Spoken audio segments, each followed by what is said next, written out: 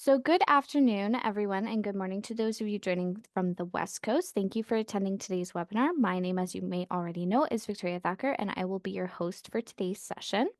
This webinar is brought to you by the Chartered Governance Institute of Canada, the only global qualifying organization in Canada where you can become a chartered governance professional. For further information about our programs, webinars, or events, I invite you to visit our website at www.cgiofcanada.ca. Now, before we begin the presentation, please note that everyone has been muted, but if you have any questions, like typical, you can use the Q&A function or note them in the chat, and I will flag them for our speaker. We'll probably get to them near the end of the session if there's any questions.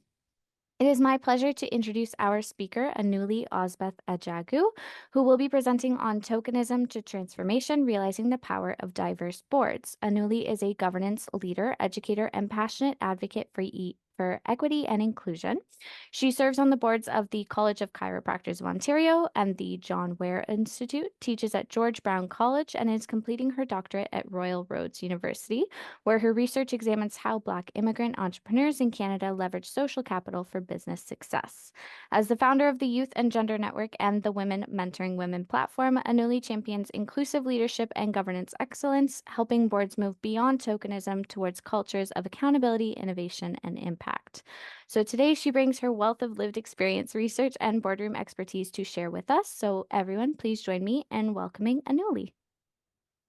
Thank you very much, Victoria, for that warm welcome. And thank you to the Chartered Governance Institute of Canada for this huge opportunity.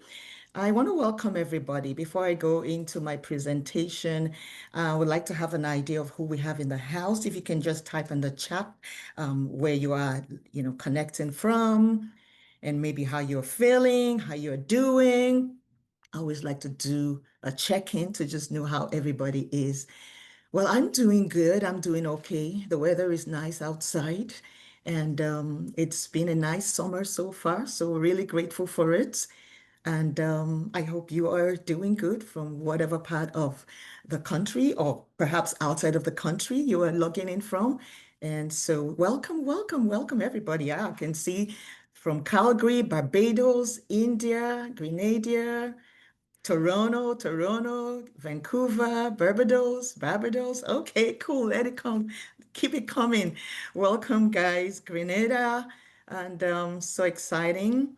Aha, Waterloo, Ontario. That's amazing. Wonderful. Spain. Oh, nice. Barbados. Whoa. Edmonton. Fantastic. Well, good to connect with you guys today, and I'm hoping that we have a really wonderful session. I would also want your participation, at least by the time we're done with the formal part of the presentation, my slides. I would like to hear your thoughts, your feedback, and your questions are definitely welcome. And also your experience. Your experience really matters. I believe so much in shared learning. I believe very much in collaborative learning.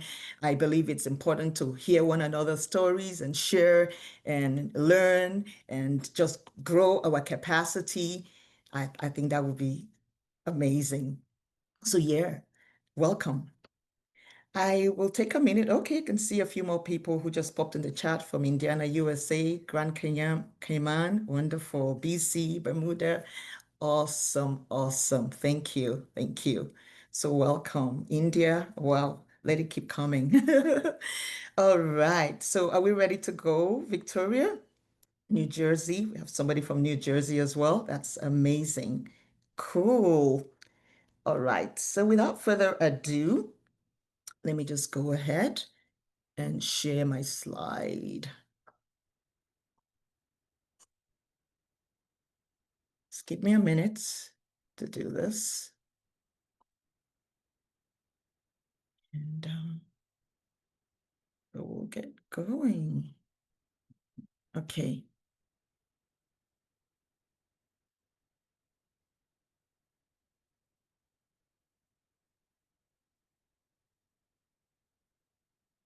Can you see my screen clearly? You Yep. can? Okay, awesome. All right. So welcome again. The topic for today is from tokenism to transformation, realizing the power of diverse boards. And it's a webinar presentation by my humble self, Anuli Ausbeth-Ajagu. And this is hosted by the Chartered Governance Institute of Canada. I would like to start with a land acknowledgement. I would like to acknowledge that I'm joining you today from Brampton, Ontario, which is part of the treaty territory of the Mississaugas of the Credit First Nation and the traditional lands of the Huron-Wendat, Haudenosaunee, and the Anishinaabe peoples.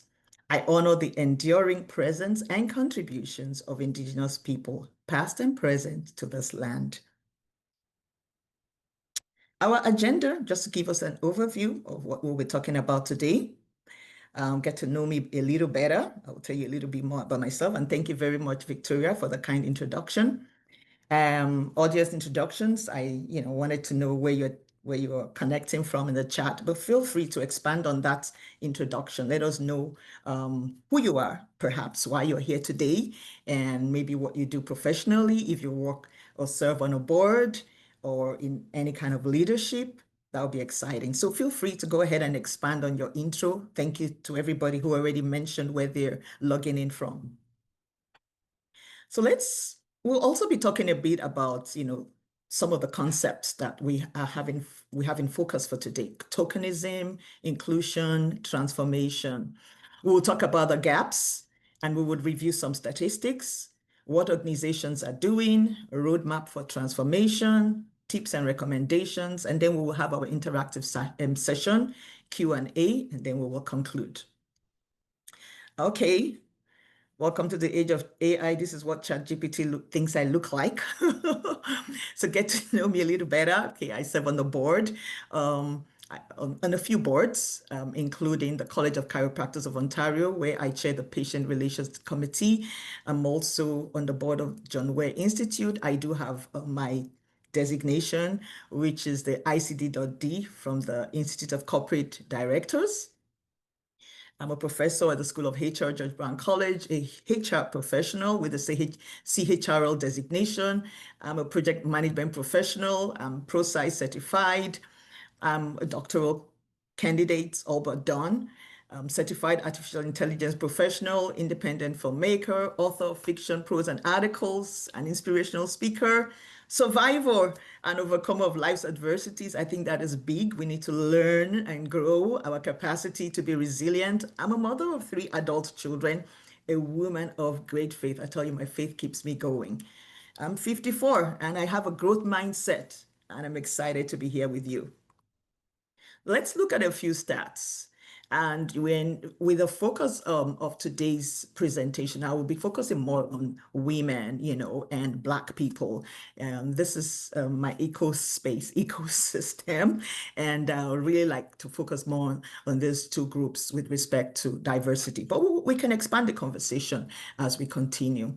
So I want us to take a look at this. Women represent about 50.7% of our population.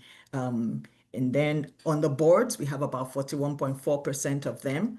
And then when it comes to senior management, we have about 39.5%.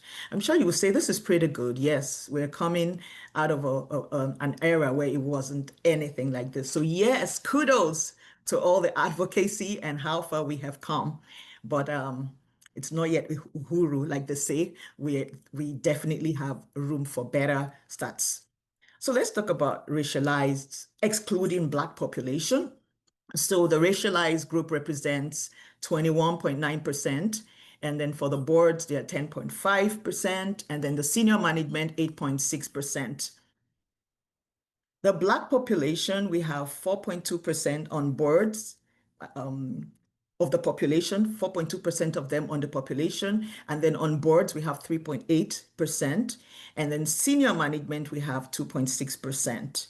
So this 2024 analysis of the representation of women, racialized people, and Black people among 18,554 individuals in senior roles across 10 Canadian regions and various sectors. This was done by the Diversity Institute at Toronto Metropolitan University.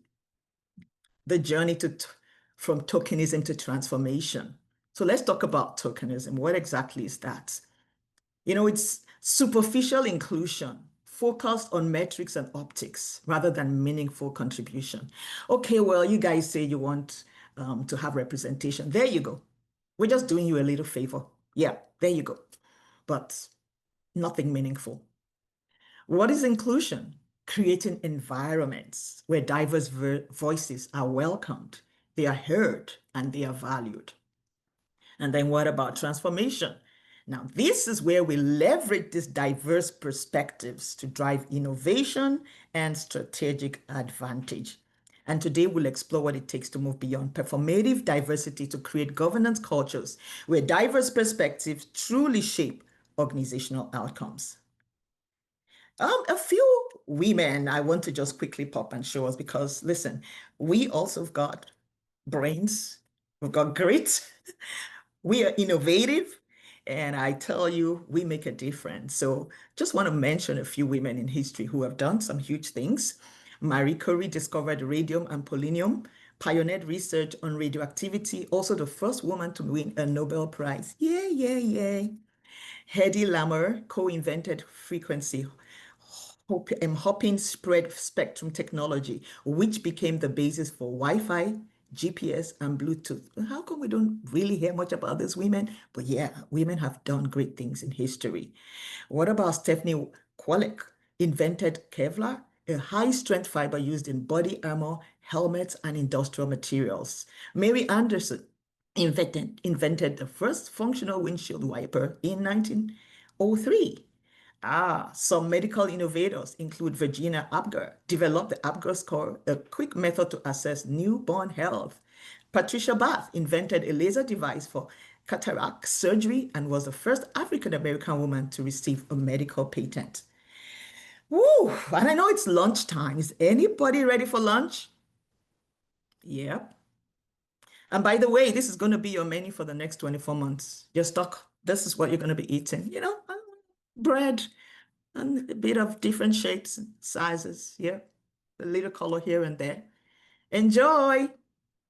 And please let me know how you feel after 24 months of eating this every single day of your life. Did I hear somebody say, no, this is not my idea. I think I heard some people feeling and sounding just like, no, this is not what we want. Some people complain that they want more than just bread. So here you go. Why are you still complaining? Yeah, eat the bread and a little watermelon. Yeah, we've put a little color for you. Now, this is tokenism. Minimal effort towards addressing the issue. So let's understand tokenism in governance. What are some of the warning signs? One and done recruitment approach. Limited opportunities to influence key decisions. Pigeonholing diverse directors into EDI committees only. Some people think that is all that diverse directors can do. Let's just put them in the EDI committee. Equity, diversity, inclusion, keep on talking about that. Or DEI, diversity, equity, and inclusion. However, just go ahead and focus on that. That's all you're good at doing. But is that really the case? Also, over-reliance on the diverse perspective from a single individual. Lack of genuine inclusion in informal board networks. So, how is it from your experience? What have you heard? Do you have stories to share? I'll be curious to hear. There's a gap between presence and power. Representation, the check the box appointment. Let's look at some scenarios here. What it looks like. An organization appoints a diverse director primarily to meet regulatory requirements or improve optics, but provides minimal onboarding, excludes them from informal networking, and doesn't genuinely seek their input on strategic decisions. They are present, but not truly included in decision-making processes. What about the cultural expert pigeonhole? What it looks like: an Indigenous director is only consulted on Indigenous relations issues, even though they're a seasoned CEO with broad strategic expertise. How about the diversity voice trap? What it looks like. A board with one Black director who is consistently asked to speak for the Black perspective on every issue, from marketing strategies to community relations. The person becomes the default spokesperson for diversity matters, even when their expertise lies in HR or technology. What can we do to address the gaps? Addressing tokenism in boardrooms, I think is a multifaceted approach, multifaceted strategy. And one of the things that can be done is comprehensive onboarding. Very important. There should be a robust orientation program to integrate diverse directors. There should be inclusive meeting practices, active participation of diverse directors in discussions. That is important. Regular check-ins. There should be formal feedback mechanisms to ensure directors feel valued. How about the idea of sponsor? Yeah, don't just mentor, sponsor. Let the influential board members advocate for diverse directors. There's also room for skill-based assignments. Absolutely. Diverse directors are not saying just give us assignments that we're not qualified for. And I'm going to talk more about what does it even mean to be qualified. A lot of directors of minority origins are beginning to step up in terms of their learning, their training, their experience, their exposure. In fact, a lot of them are far more qualified, I dare to say, than a lot of people who are sitting in boardrooms and who are taking the lead. So why shouldn't they be given the opportunity? So I believe very much in matching directors to roles based on professional competences. Yes, absolutely. Diverse leadership rotation. There should be opportunities for diverse directors to lead initiatives. Yes, yes, yes, yes, absolutely. Give them a seat at the table and let them take the lead. Expand advisory scope. Seeking diverse perspectives on core business strategy is important. A lot of businesses board losing out and missing out on this great opportunity. What about challenge assumptions? Auditing the utilization of diverse directors' expertise is very important. Expertise-based assignments. Aligning assignments with diverse directors' professional backgrounds.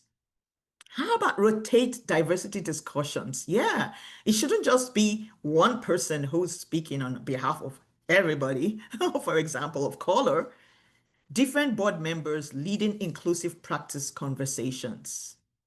I believe very much in training. I'm an advocate for training, for learning and unlearning, for taking up the leads of ignorance, for growing our capacity and our knowledge, learning, unlearning, relearning.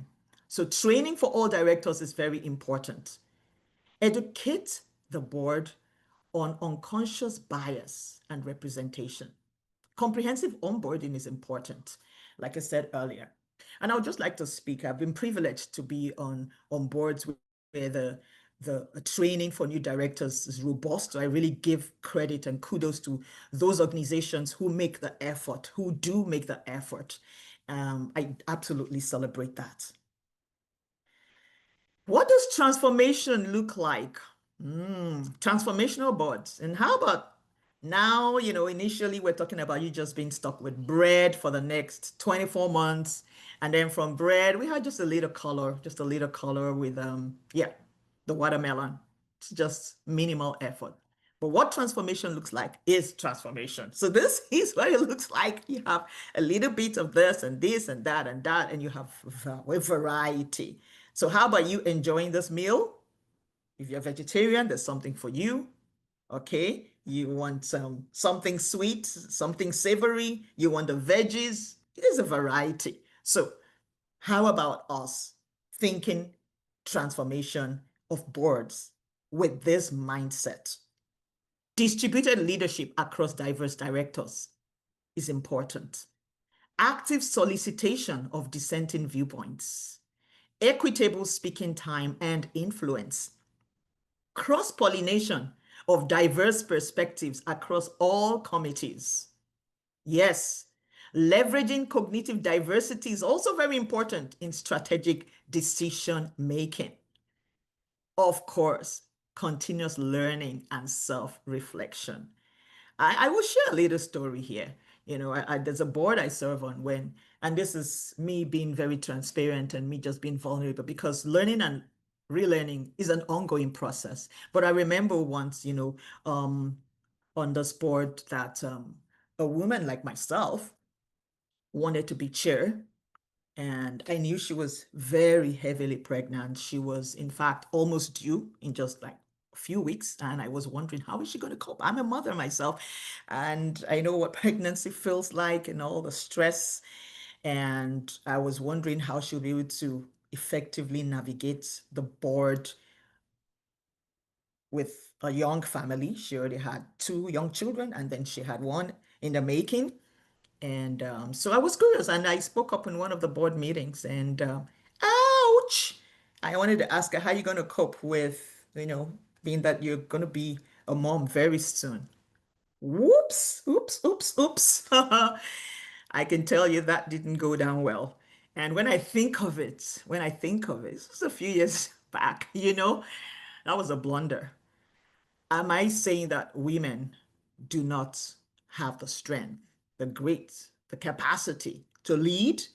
Hey, let's even think about some of our mothers. I think about some women in Africa who they have a baby and the next day they're in a market selling their wares. They have resilience. They have the ability to multitask. They have intuition. They are driven. They are motivated. A woman can be in the kitchen, she's cooking, she's cleaning, she's attending to young children, she's doing multiple things. She has a husband that is saying, I need this honey, and she's just everything to everybody.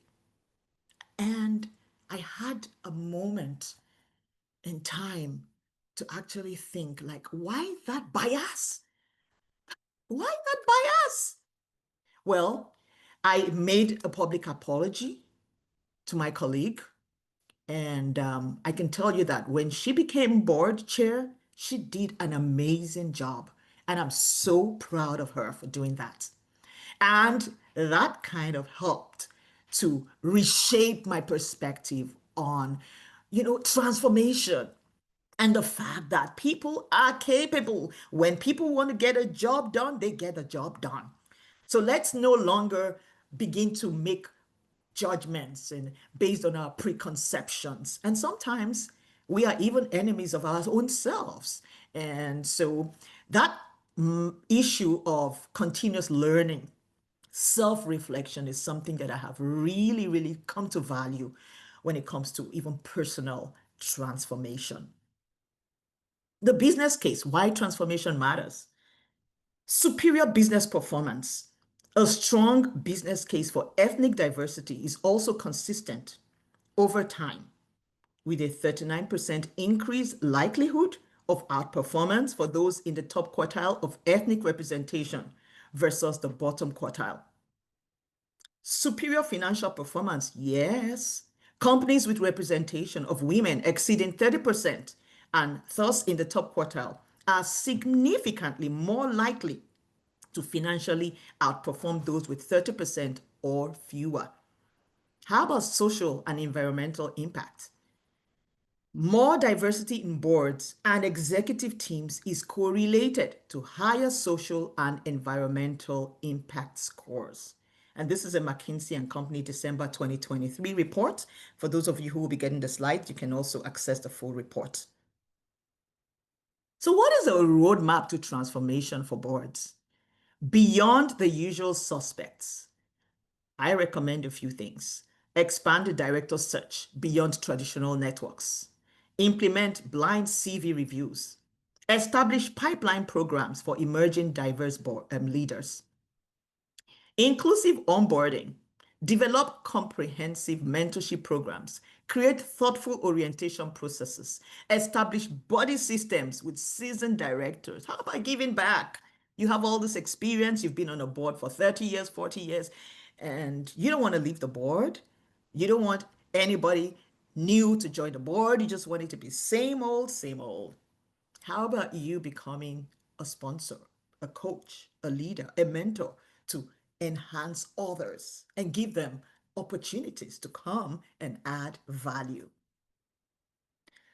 Voice amplification. Implement structured turn taking using pre-meeting input gathering, establish rotation of meeting facilitators, practice active sponsorship, and very importantly, measure what matters. Survey psychological safety. Measure advancement of diverse directors into leadership roles. I think psychological safety is actually a big deal because sometimes you might have a seat at the table, but you don't have a voice. You don't have a voice. People shut down your contributions. People silence your contributions. People ignore your contributions. People look at you with some kind of cynicism. And when we talk about communication, it's not always verbal. It can be non-verbal. It's in those cues. It's in the looks. It's in the green. It's in the cynicism. It's in the body language. It's important to ensure that we are promoting psychological safety for those who are on boards so that they can feel included. And we're talking about our diverse directors. So, roadmap to transformation for diverse directors continued. Build strategic networks. I definitely recommend this. Cultivate relationships across the board, not just with other diverse directors. Yes. Don't be that person who only talks with people of your race and your color or your gender. Seek informal connections, even outside formal meetings. Sometimes it's the meeting outside the meeting that actually determines what gets put at the table. So it's about how we leverage our connections. It's about us being intentional. It's about us being respectful as well.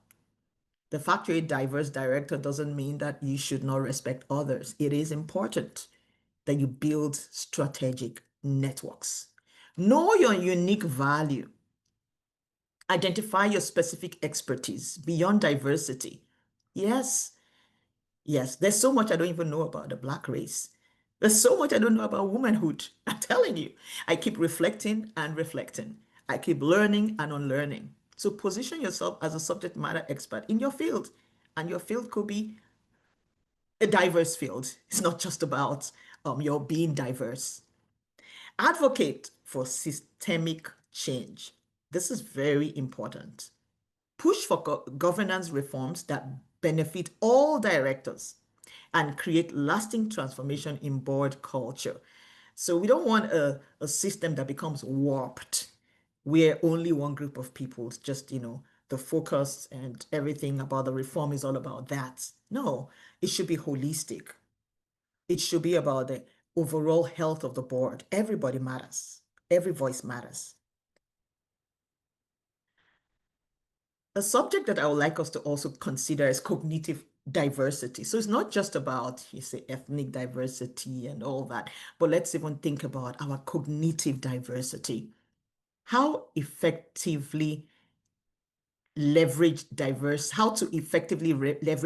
thinking in a team, include what I just talked about, create psychological safety, ensure all voices are heard and valued. It's also important to synthesize effectively, integrate different perspectives, balance advocacy with inquiry, encourage exploration of ideas together. Yes, structure the process, use frameworks to seek diverse viewpoints. Sometimes you do, send a survey, have a conversation, have a meeting, book a little meeting here, there, get people's opinions, have a roundtable discussion, let people brainstorm, bring their various ideas, their various experiences to bear, because we all have skill sets, we all have competences that we can bring to the table. And sometimes All that is untapped if we only limit ourselves to what we can see versus what we cannot see. The cognitive diversity, what people have inside of them, what people can unveil when you give them the opportunity. So it's also important, we talk about unveiling the power of cognitive diversity in terms of things like groupthink, when everybody is saying the same thing all the time. So what's different? Diverse perspectives challenge consensus and critical evaluation. And even when that happens, we do it respectively. You don't have to be that person who is nasty, saucy, rude. Even if you have a different opinion, do share your thoughts respectfully. It's important to improve risk assessment. Different models identify potential risks and opportunities. There's a story about a lady who didn't know she had like a mess on her back, but because nobody could ever talk to her, give her advice or counsel, she had the mess on her body and she went up on the stage and nobody could say anything because obviously she doesn't have eyes that can see the back. You will have blind spots. And so she went ahead and was really embarrassed when somebody told her after the fact that, there was a mess, but we couldn't tell you because you don't listen, So it's important that we always remember that we have blind spots, and everybody does have that. Generate creative solutions. Varied approaches foster innovative strategic solutions. And of course, I talked about blind spots, identifying blind spots. Diverse thinking reveals hidden assumptions and biases. So where diversity drives strategic excellence, diverse expertise and perspectives, varied functional and industry backgrounds. That's what a lot of board members, a lot of diverse directors bring to the table. Constructive leadership management. There will be conflict. Sometimes, there will be. It's part of life. But we can learn to turn conflict into creative tension, where we get to understand each other better. So it's important to have those robust strategic choices. Initiatives driving board transformation. I will just speak a little bit about this, and this is by no means exhaustive. Let me start with the 30% Club Canada. Their vision is to achieve 30% female representation on Canadian boards, recognizing that gender balance is a catalyst for broader diversity and improved governance. And yeah. I think that mission is being accomplished. Kudos. Institute of Corporate Directors, ICD, and I'm, joyfully and proudly a member who went through the training. It was quite intense, about 9 months long, yes, with the University of Toronto. So through its Diversity on Boards initiative, ICD provides thought leadership, research, and educational programs to enhance all forms of diversity on Canadian boards. What about the Directors College? The McMaster University Accredited Chartered Director Program goes beyond theory, preparing leaders to navigate complex boardroom dynamics by examining the behaviors of high-performing boards and bridging the knowing-doing gap. And John Ware Institute, and I'm proudly a fellow of John Ware Institute. It's a leadership and governance initiative committed to building a more inclusive and equitable Canada by equipping Black and equity-deserving leaders to take up space in decision-making environments that have historically excluded them. I'll talk a little bit about John Ware Institute. I did mention that I'm a member of this board and also a fellow. Some of the strategic partnerships that John Ware Institute has is Chartered Director designation, which our fellows actually have going through the Directors College at McMaster University DeGroote School of Business, the training. It's quite an intense one as well. Then, of course, John Ware Institute also does leadership development, offering specialized governance training and mentorship programs for aspiring Black directors. It does a lot of advocacy and awareness. And it's also championing the business case for Black excellence in governance across the Canadian landscape. So a few pictures from a recent event of John Ware Institute, and I'm so proud of what this organization is doing, going beyond rhetoric to making real impact in the lives of board directors who are of Black or minority origin. So who's driving this vision? May I speak a little bit about Dr. Anuli Ausbeth-Ajagu, a champion of inclusive governance. He's a founder of John Ware Institute, a professor as well, and he has placed more paid Black directors on Canadian boards than any organization. Through John Ware's Institute Landmark Partnership, I already mentioned the Directors College. So if you're talking about capacity building, yes, we've got it. So we're not talking, oh, okay, just give us positions that we don't qualify for. Tokenism, just in, okay, we're doing you a little favor. I'm saying that we have people, diverse directors who are eminently qualified to lead boardrooms and bring about positive transformation in the ecosystem. So these are some of the John Ware Fellows. 33 of them have the Chartered Director designation. That is huge. 2 have the ICD.D designation. I'm one of the 2. And then in total, 35 board-trained pool of directors. That is actually groundbreaking. Traps to avoid. Now let's talk about some traps. How to navigate common traps in board positions. Tokenism, which is what we're talking about today. Focus on skills and build alliances to avoid being undervalued. Very important. Spokespersons set boundaries and encourage diverse voices to avoid unrealistic expectations. What about assimilation? Embrace uniqueness and challenge norms to maintain authenticity. How about overcompensation? Recognize value and prioritize self-care. It is critical in order to avoid burnouts. I have a few recommendations, attitudes for diverse director success, because it's one thing to have a chair at the table and have a voice at a table, but what about your attitude? What about my attitude? Wow. Successful diverse directors need to keep a few things in mind. I would say number 1, confidence. You need to be confident. Believe in your value, believe in your ability. I would say number 2, resilience. Bounce back from challenges. Everybody has a story. Everybody has been looked down on at some point in time. Everybody may have been overlooked. Somebody who is not as qualified of you, as you are, may be the one taking the lead somewhere. But you know what? Be resilient. Stay focused. Be willing to bounce back from challenges. Authenticity. Being true to oneself and values is very important. Curiosity. Openness to learning new ideas is important. You don't know it all. I don't know it all. We keep growing, we keep learning, we keep on learning, and we build our capacity. I absolutely recommend we have a growth mindset. What about collaboration? That is where beauty really lies.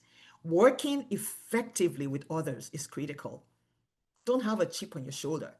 Don't think, well, because I'm diverse, that everybody should keep paying me attention. No, you're not to be spoon-fed. No, just bring your value and be a part of a team and make everybody win together. Working effectively with others is important. What about courage? Speaking up and challenging norms when you need to.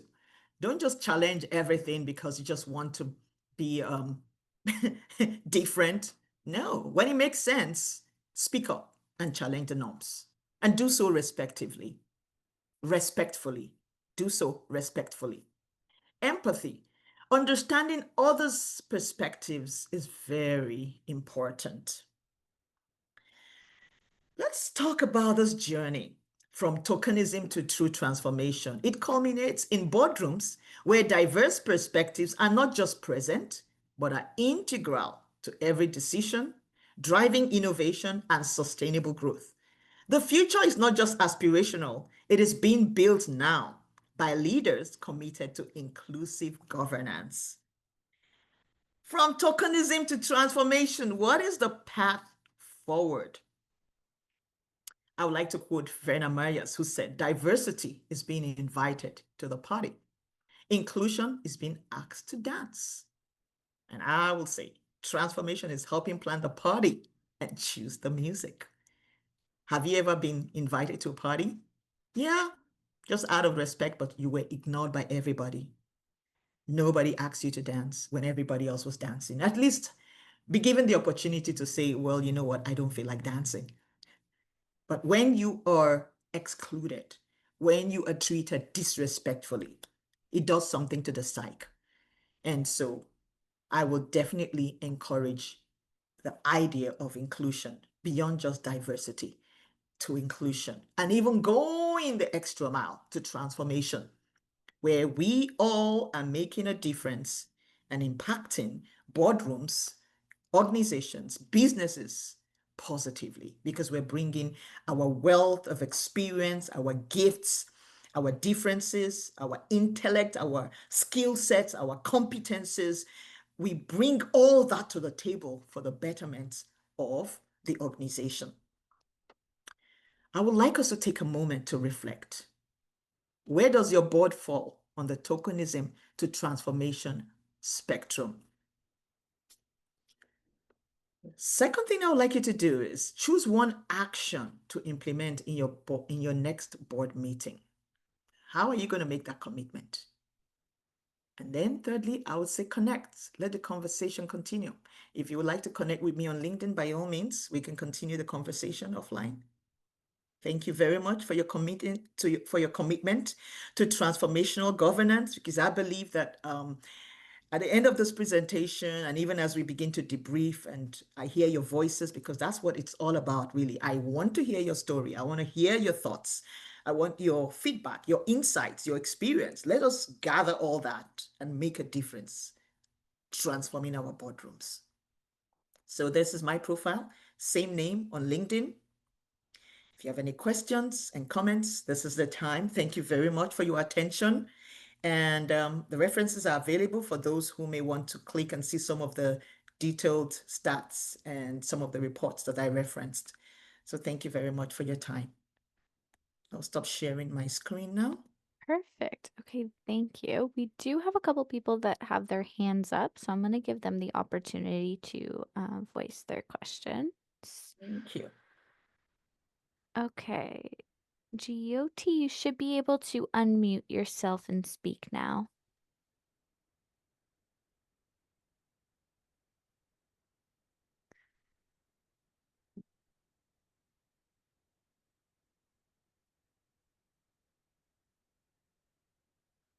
Maybe.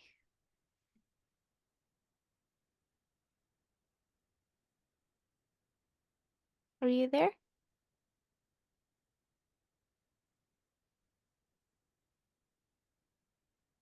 Not hearing anything.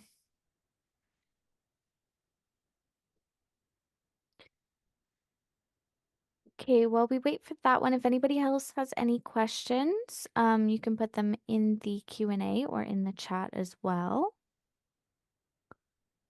We did have a question that came up a little bit earlier. I did answer it, but if you want to take a little bit further in depth on it, it was, what is a blind CV review? Okay. So blind CV review will be one where you don't see the person's name. You don't see the person's name, but you see their experience, you see everything else, their bio, their details, but you don't see their name. So that, sometimes when we see people's names, bias can come in. You begin to wonder whether this person is who you should hire because of who they are versus just choosing people because they qualify and because they have the skill sets that you need for your board. I think Ricardo has his hand up or her hand up. I'm not sure who that is. Yep. Okay. Hi, are you able to hear me? Yep. Yes, thank you. I really appreciated your presentations. Thank you very much, and it really hit home. And one of the queries that I had is there a way, do you feel there's a way to navigate to the workforce and on boards being considered um, uh, an individual from from a diverse pool without feeling that it is a mission or like sometimes it feels like you're Peter Pan or Robin Hood, and you know there's so many flips, jumps, ninja moves to strategically position yourself for success. And do you feel that there's a way to navigate through that without it feeling so somewhat laborsome, if that makes sense? Thank you for asking. And if I understand your question, it's how can you position yourself, perhaps, without maybe looking too aggressive, is it? Or without it looking like somebody's desperate? Is that a call of what you're trying to ask? A culmination of that and without exhaustion over. Without exhaustion. Exhaustion, yes. Well, true confession, I know it can be quite exhausting. That's the truth. That is the truth. Because when you have been overlooked, passed over, and you have been trying the best possible to get a food at the table, sometimes the journey is almost endless. It's like you keep pushing and pushing, and there's this glass ceiling that is impossible to shatter. And yes, it can be quite exhausting, both mentally, physically, even resource-wise. I remember my daughter cracked a joke one time. She said, "Mom, you're always in school. You're always doing one course. In fact, you're a professional student." And I agree. I don't know how many courses I've had to do just because I need to constantly keep myself abreast of what is new, what is changing, what is happening. I want to ensure that my skills are up to date. So it is exhausting, even financially.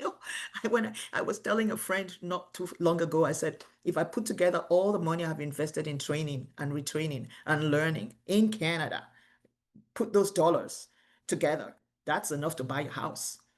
So it is quite exhausting. And so there is no denying that. But I will say that at some point in time, you will see that there is a shift in the eco space. I believe very much in being resilient. I believe very much in being resourceful. I believe in persistence. I believe in proving your mettle. I believe in proving your mettle. Recently, I was at the college where I teach as a professor. I remember we had a conference. It was an evolved conference, and a call for proposal was sent to all faculty. And I stepped up and I said I wanted to be one of the speakers at that conference. So I put in my proposal, it was approved, and I spoke about agile and AI. And this is a subject that has really interested me in recent times. I have done quite a bit of training, trying to learn and unlearn myself, trying to grow my capacity. Anyway, I did a presentation to faculty and I know it was people. The outcome of that was just mind blowing. One of my colleagues who's been there for much longer, he's a white guy. He said, "Can you be my mentor? Can you be my coach?" And I said, "Absolutely." And that's why allyship comes to bear. The more you grow your capacity, improve yourself, the more you show that you have what it takes to lead, the more you show that, listen, there is more to me than my color or my gender, the more people will listen, the more people will have respect for you. At some point, they must listen, they must learn. But you have to put yourself forward. You need to take the risk, and you absolutely need to be confident in your abilities. And after that conference, my colleague asked for a one-on-one session. He explained to me what he wanted. There's a fall semester coming up, and he wanted some input on how to navigate that using some AI tools. I absolutely jumped on, happily shared knowledge with him. And, we jumped on a Teams meeting. It was an hour long. He was so happy. That is what it means to add value. And so I will encourage you, as much as it's exhausting, you have to constantly show that you have the skills. You have to constantly show that you have the experience. But I tell you, at some point, your value will emerge. Your value will show forth, and people will begin to see that, yes, truly, there is a lot that this individual has to offer. So don't give up on yourself. Keep knocking on those doors. Keep adding value, and make sure you equip yourself with the tools, the skills, the knowledge, the experience that you need to be able to positively shape those boardrooms when you have the opportunity. Yeah. Thank you. Okay, thank Thank you you. very much. I see a few kind words on the chat. Really appreciate it. There Thank have you. been lots in there. There's also a question here that says, thank you, great presentation. Just one question. What do you think about having unconscious bias training for boards? I found it quite useful for one of my boards. I think that's absolutely spot on. Yes. And one of the boards where I serve, we have done that. We have done that. So it is important, and I definitely recommend it for everybody as well. Absolutely. Mhm. Because sometimes we're not even conscious about our biases. We're not. And so when you have such trainings, then you can reflect and you think, and then you can actually make the adjustments needed. And it comes through conversations as well. Those meaningful conversations make a lot of difference. Thank you very much. I really appreciate all the kind words and kind comments. Thank you. Thank you. Perfect. Okay. If anybody, I don't see any more questions, so it's your last chance to ask any questions while we're on here, in case any questions come in. But with that, I'm just going to thank you, Anuli, for your time. It was a wonderful presentation. I loved the watermelon part and your enthusiasm around it. And thank you to everyone who attended today's CPD session. I do look forward to seeing everyone at the next Alberta branch sponsored CPD webinar. It is Implementing Fiercely Practical Governance with Sylvia Groves on September 17th at 2 p.m. Eastern, which you can find more information about on the CGIC website. As per usual, the National Office does invite you to provide your feedback on today's webinar through the evaluation link, which will be sent this afternoon. The webinar recording and the presentation slides will be available next week on the website and on our YouTube channel within about 1 week. So if there's no more questions in the chat, I will say thank you again and have a wonderful rest of your day, everyone. Thank you. Thanks for having Yeah. me. Thank you, everybody. Really appreciate all the kind comments.